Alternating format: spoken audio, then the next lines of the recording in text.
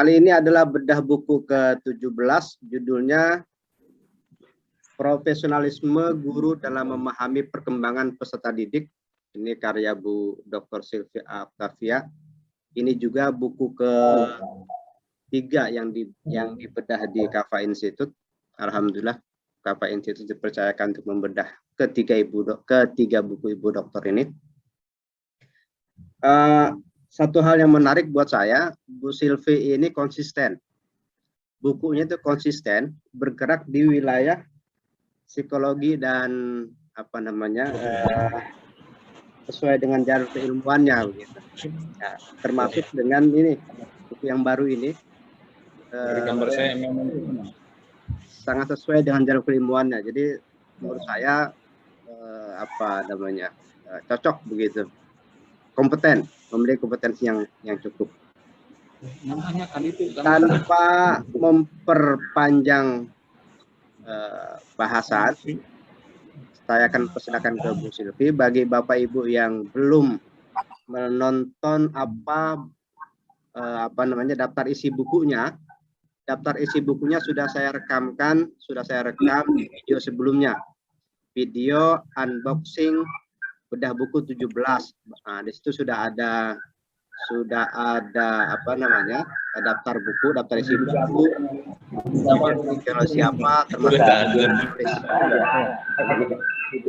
sekarang kita persilakan ke Bu Sylvie. Sebelum Bu Sylvie menjelaskan, memaparkan isi bukunya, saya mohon kepada para Bapak Ibu yang saya hormati untuk memute-kan mic-nya masing-masing supaya tidak tumpang tindih suaranya. Silakan Bu Dokter. Iya, terima kasih Bapak. Assalamualaikum warahmatullahi wabarakatuh. Assalamualaikum warahmatullahi wabarakatuh. Padang nih. Ya, alhamdulillah saya bisa bersilaturahim lagi dengan Kafa Institute, dan alhamdulillah saya sangat bahagia sekali gitu, sangat bangga sekali bisa bergabung, bisa membedah buku saya di Kafa Institute, dan ini adalah buku yang ketiga dari total 10 buku. Sekarang udah 10 buku ya. Jadi buku yang ini adalah buku ke-9 dan satu buku lagi sekarang sudah selesai diproses gitu. Jadi total ada 10 buku. Sebelum membedah buku, saya tentunya mengucapkan terima kasih sekali kepada Kafa Institute, juga kepada Pak Wahyu yang sudah memperkenalkan saya dengan Kafa Institute, dengan Bapak saya. Dan juga saya terima kasih juga kepada semua peserta yang sudah hadir di acara bedah buku ini. Seperti tadi sudah disampaikan oleh Bapak Direktur, saya mohon maaf karena ini juga baru selesai penutupan akreditasi untuk angkatan untuk periode yang hari ini gitu kan, 2 hari ya. Ini untuk periode itu ini baru selesai, baru sekali gitu. Masih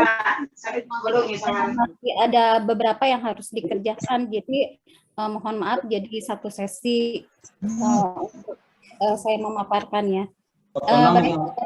Pemaparan saya akan menjelaskan dengan PowerPoint walaupun tidak banyak.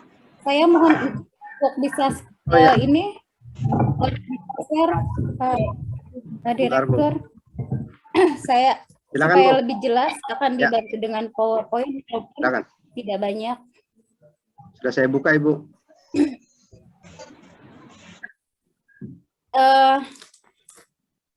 Tapi sebelum ke ini, saya ingin sampaikan dulu tadi ini adalah buku yang dan berjumlah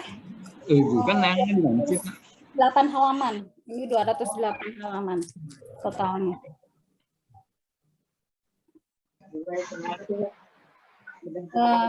Baik Bapak Ibu yang saya hormati, ini adalah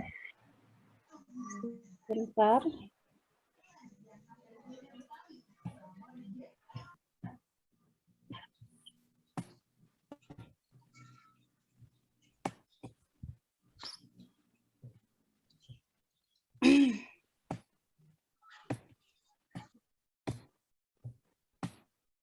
Kenapa ya ada trouble?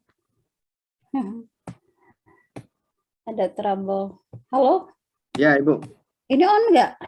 Ada Gambar. ya? Tapi kok di saya? Gambarnya nggak kebuka, Ibu. Oh gitu? Coba di keluar dulu, out dulu. Baru masuk lagi.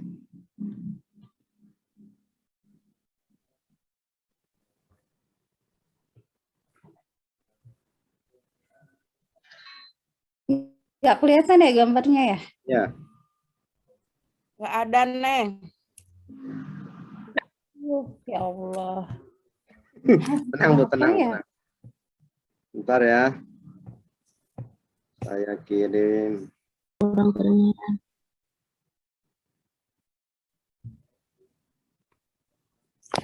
Kayaknya ada trouble ya. Gambarnya nggak muncul.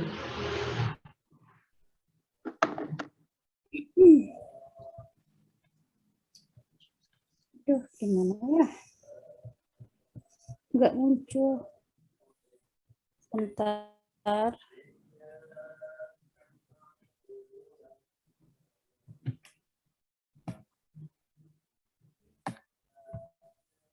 Ada nggak? Ada, udah muncul ada. Ada. Sudah ada.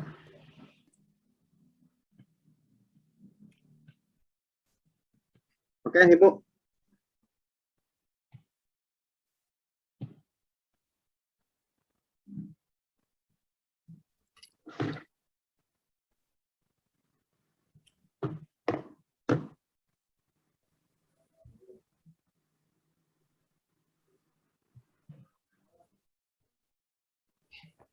Iya.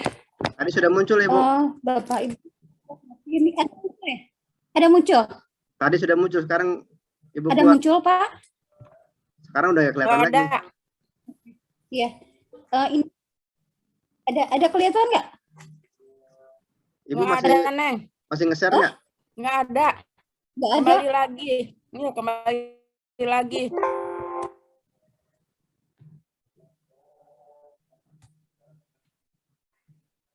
Nggak ada.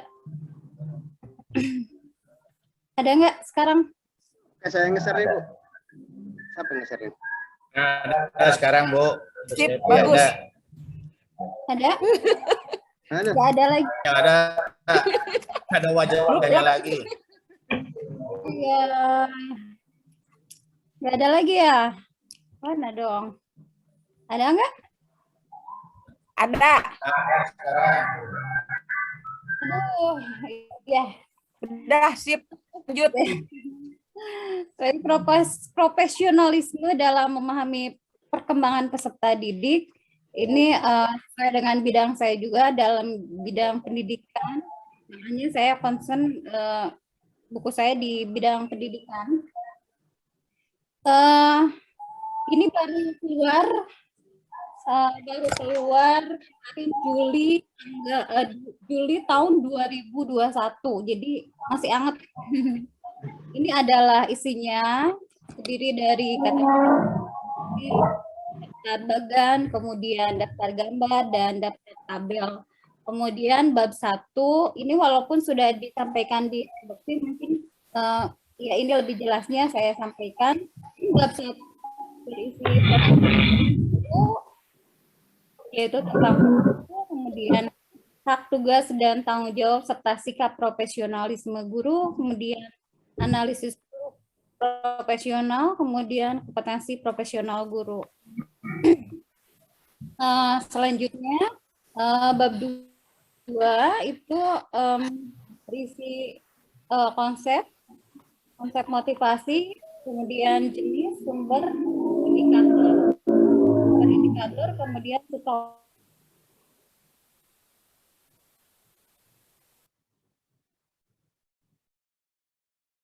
Halo?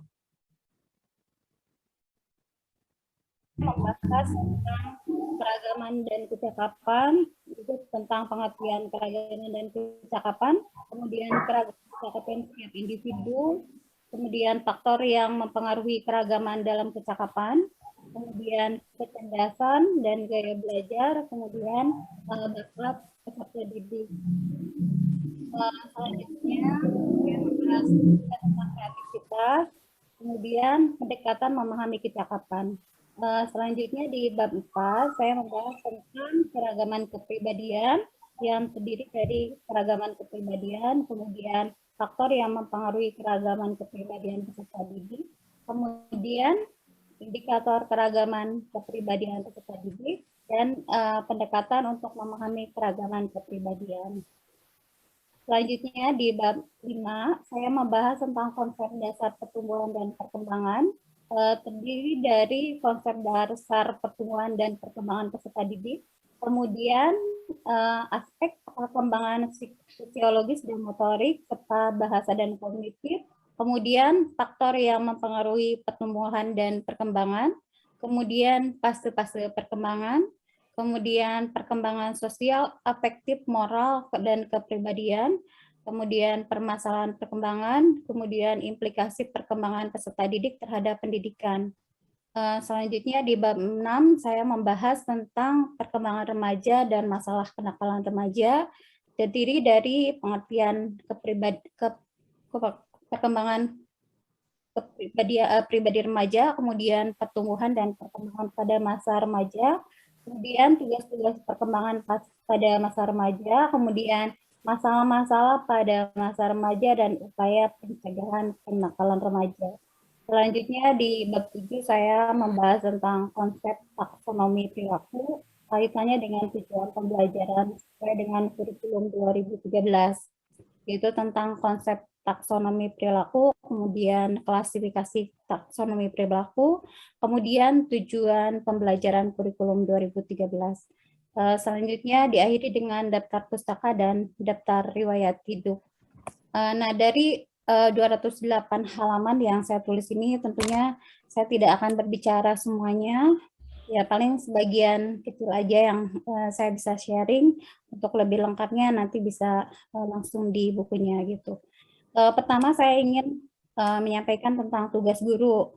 Sebagaimana nomor 14 tahun 2005 tentang guru dan dosen, di sana dikatakan bahwa tugas guru adalah pendidik profesional yang tugas utamanya adalah mendidik, mengajar, membimbing, mengarahkan, kemudian melatih, menilai, dan mengevaluasi peserta didik pada pendidikan anak di usia dini melalui jalur formal, pendidikan dasar, dan pendidikan menengah. Tentunya ini adalah tanggung jawab yang berat, maksudnya ini dunia akhirat, jadi tidak bisa main-main ya profesi guru itu.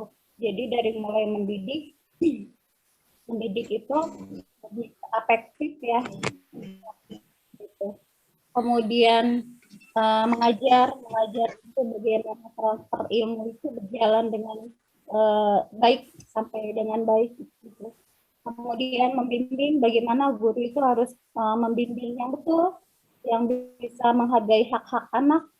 Salah satu hal dalam pembimbingan itu di dalamnya ada ajas kerahasiaan di mana anak itu juga berhak untuk privasinya terjaga dalam hal penyelesaian masalahnya, karena banyak di antaranya permasalahan membimbing ini judulnya membimbing tapi malah mempermalukan anak. Contohnya judulnya membimbing tetapi dilakukan di tempat salah, misalnya di ruang guru. Nah, kalau ditanya-tanya di ruang guru, judulnya membimbing nih, ditanya-tanya di ruang guru. Udah gitu, anak pasti bingung. Mau nggak jawab gimana, mau jawab yang mau nggak jawab yang nanya guru, mau dijawab itu permasalahan pribadi. Tapi karena itu yang nanya guru dengan biasanya karena ketidakenakan gitu, karena ditanya sama guru, akhirnya ya terpaksa jawab. Kalau di ruang guru kan tahu sendiri, di kanan ada guru yang lain, di sebelah kiri ada siapa. Akhirnya sebelah kiri ikut nimbrung, yang sebelah kanan ikut menimpali yang belakang tambah lagi ceramah gitu. Akhirnya bukannya membantu tapi malah menambah masalah gitu. Jadi semua orang tahu permasalahannya. Bahkan ada anak lain yang datang ke ruang guru akhirnya mendengar permasalahan itu sampai yang terjadi besoknya adalah viral gitu. Nah itu yang kadang kita menemukan hal itu di lapangan. Dan tentunya itu bukannya membantu siswa tapi malah mempermalukan. Itu yang saya sih sering ingatkan kepada rekan-rekan guru dalam hal membimbing ini. Ada ajas kerahasiaan di mana anak juga punya hak privasi untuk menyelesaikan permasalahannya. Kemudian tugas guru juga mengarahkan, tentunya sesuai dengan minat bakat anak, karena setiap anak itu punya potensi. Makanya guru harus memahami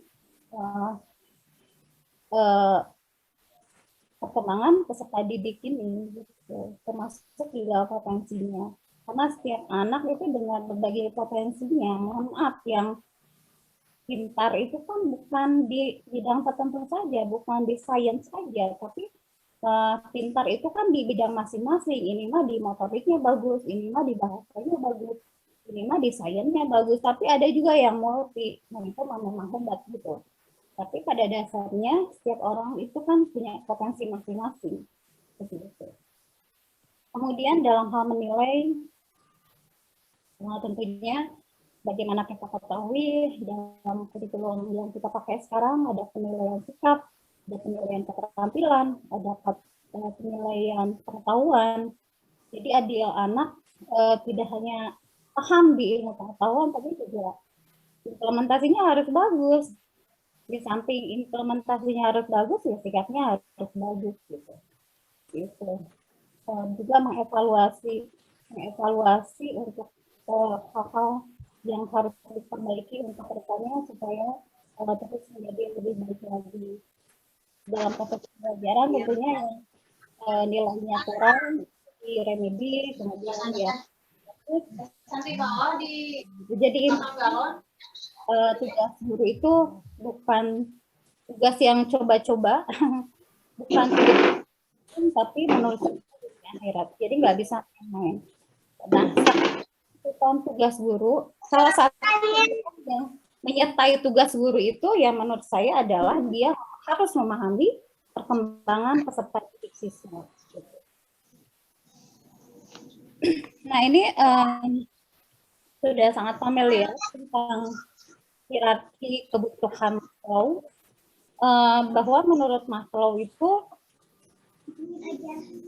seseorang itu akan terpenuhi kebutuhannya jika kebutuhan di bawahnya itu sudah terpenuhi.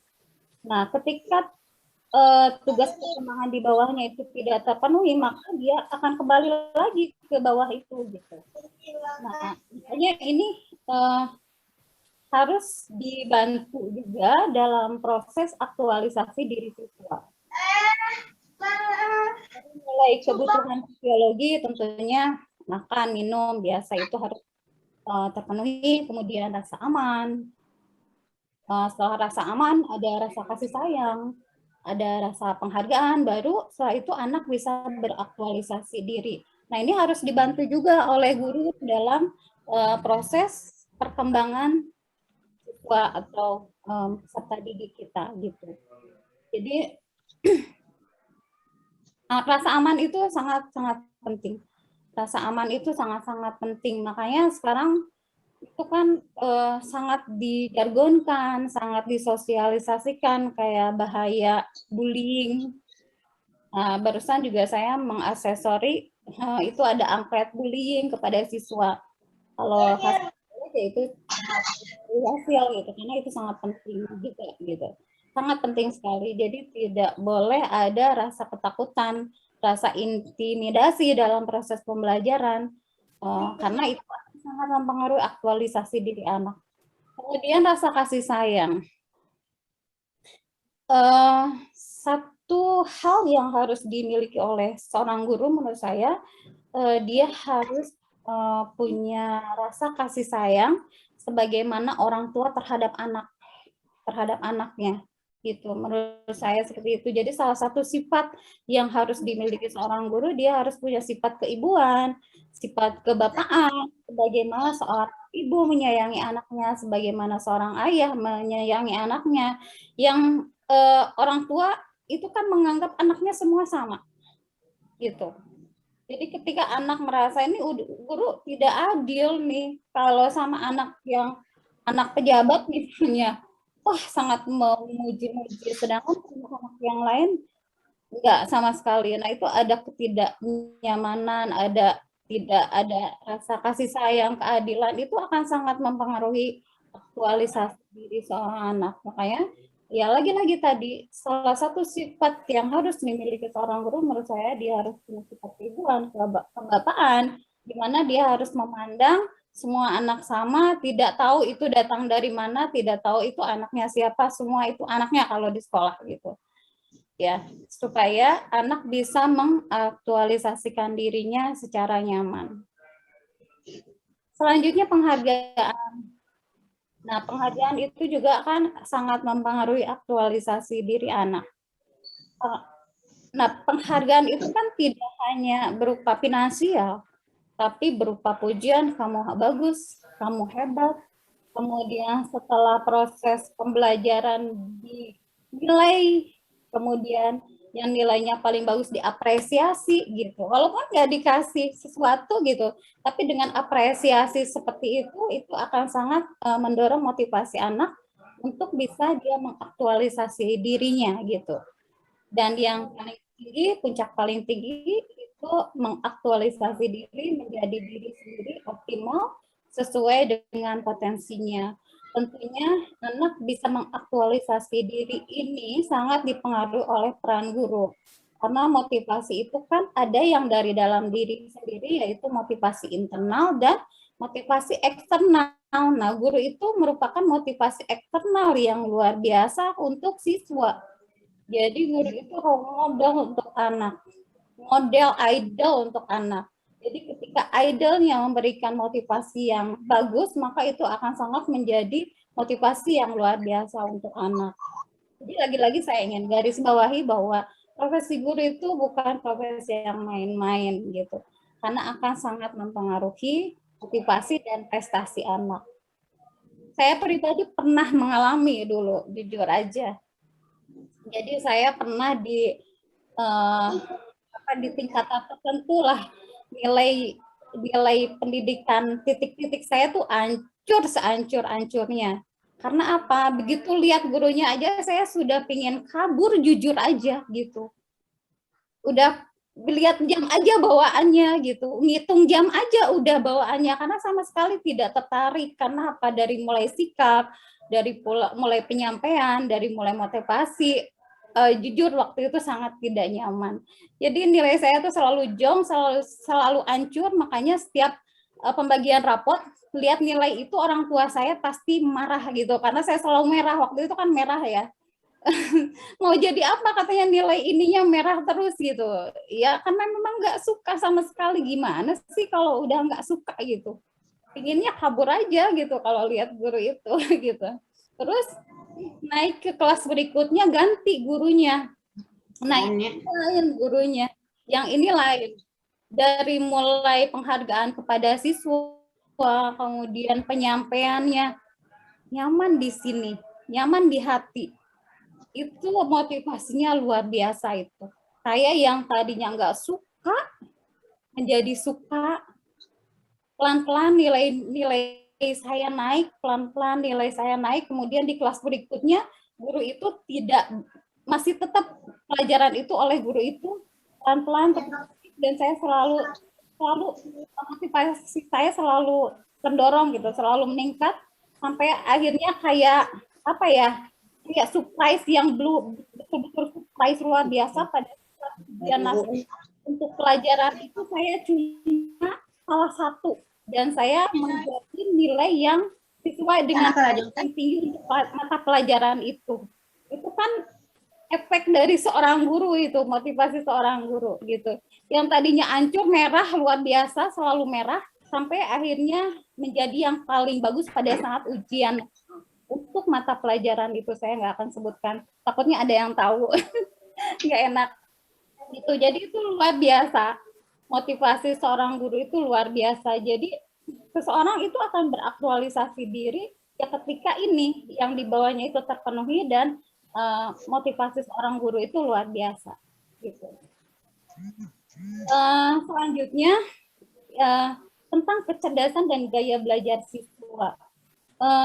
Seperti tadi saya sampaikan bahwa setiap orang itu dengan potensinya masing-masing. Nggak bisa yang hanya yang bisa pelajaran ini aja, karena masih ada yang berpandangan yang pinter teh yang bisa aja gitu, yang ini aja gitu. Terutama yang dianggap pinter itu yang pinter eksak gitu. Padahal setiap anak, setiap orang itu dengan potensi masing-masing. Itulah kenapa manusia itu disebut makhluk yang unik gitu. Karena ya dengan potensi masing-masing berkembangnya, dan itu harus dihargai. Anak juga harus seperti itu.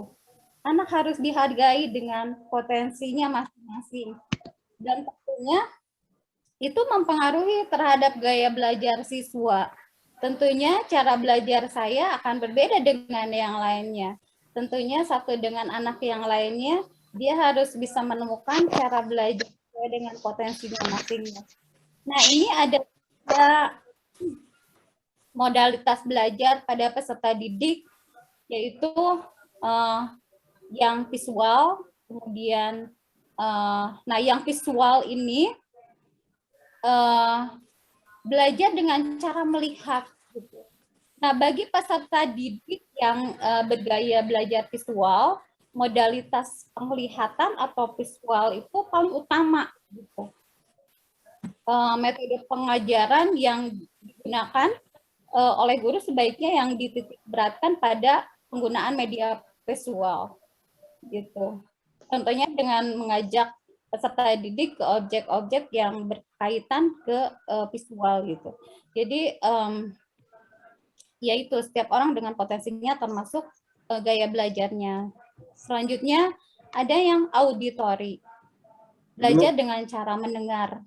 Bu Dokter, tersisa 7 menit Bu Dokter.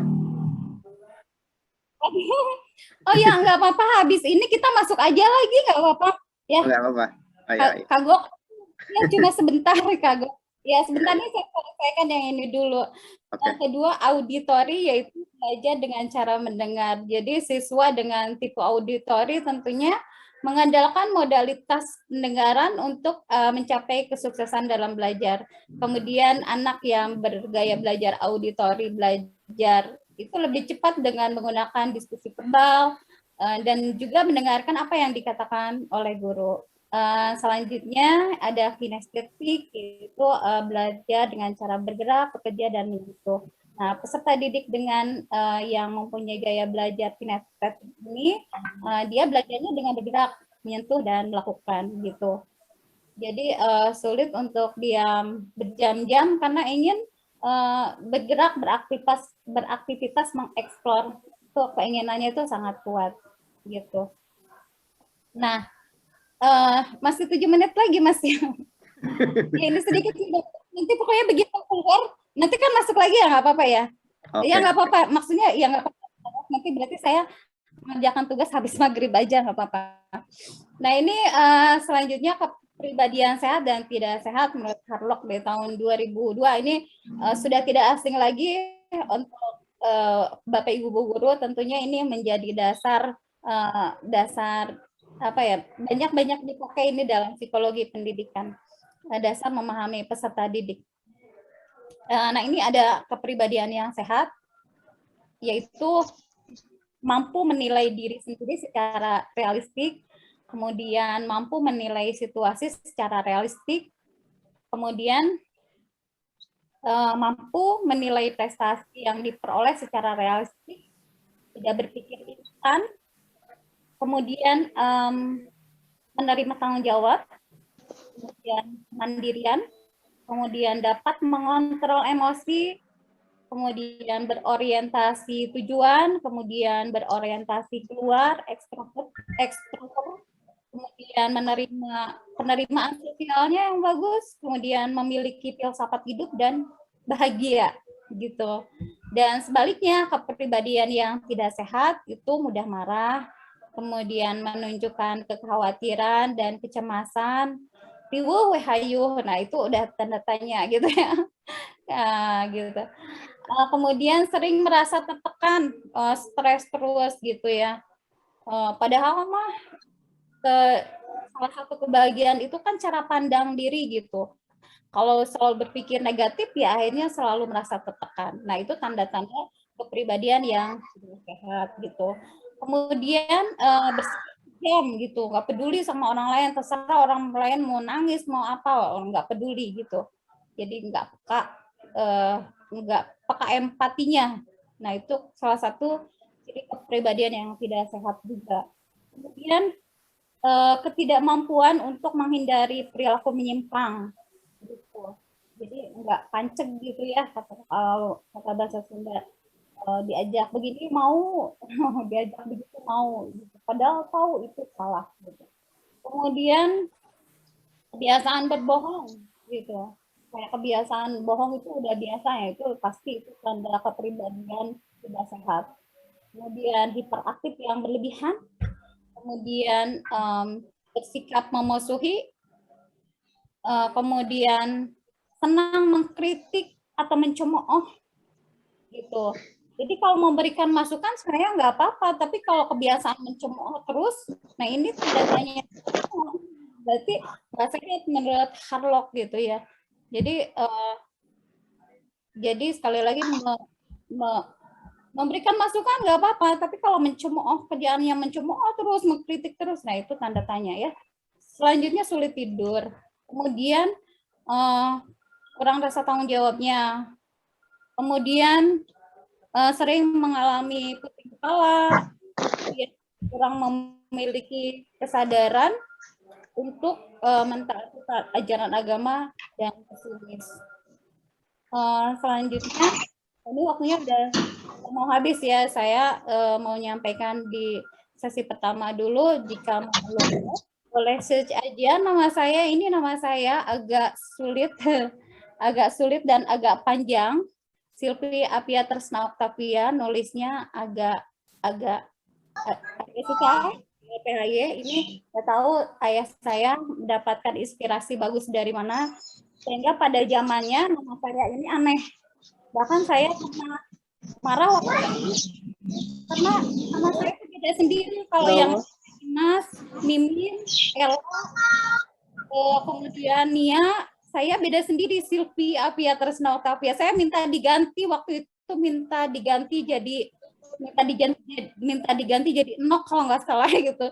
Karena saya beda sendiri gitu. Kalau di absen itu saya selalu gurunya itu salah nulis gitu, terutama pas nulis Silvinya gitu. Tapi sekarang saya bersyukur alhamdulillah orang tua ngasih nama yang unik. Menurut saya unik sih. Agak sulit namanya gitu. Nah, ini kalau memerlukan silakan search aja nama saya, nanti keluar buku-buku saya. Juga ada di Bukalapak, ada di Shopee, ada di Topet, Sajadah dan lain-lain. Nih tulis aja nanti bukunya nanti keluar. Gitu kemudian di e-book juga ada, tinggal searching aja Silvi Apia Tresna Octavia. Nanti buku-buku saya keluar. Terima kasih, semoga bermanfaat. Ini karena belum ada sesi pertanyaan ya, nggak apa-apa, nanti di sesi kedua aja. Boleh ditambah, nanti saya kerjakan. Habis maghrib aja. Ya, baik Bapak. Sudah Ibu? Sudah Pak. Ya. Terima kasih. Assalamualaikum warahmatullahi wabarakatuh. Assalamualaikum warahmatullahi wabarakatuh. Terima kasih Bu Dr. Silvi Apia Tresna Octavia. Saya juga nyebut Afiatnya agak ribet, serimpet. Iya, saya stop share ya. Terima kasih. Bapak Ibu sekalian, bedah buku kali ini tetap 2 sesi. Nanti setelah breakout kita bisa masuk dengan link yang sama, gitu ya, karena Bu dokternya bersedia mengundur jam kerjanya begitu. Baik, silakan dicatat lebih dulu apa yang mau ditanyakan, karena sebentar lagi kita akan break out-nya.